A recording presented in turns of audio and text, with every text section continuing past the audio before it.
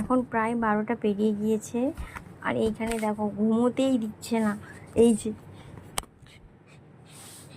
মানে রাত 12টার সময় কী ধরনের বদমাশি।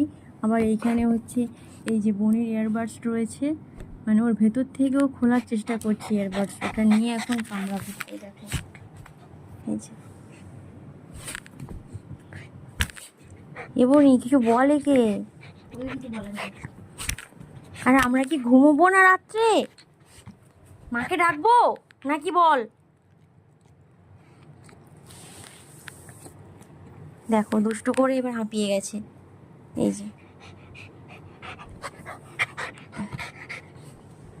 বসো, এখানে বসো। এই দেখো টাইমটা আমি দেখাচ্ছি তোমাদের, কটা বাজে, 12টা 10। মানে কি বলবো এই দুষ্টুকে, দেখো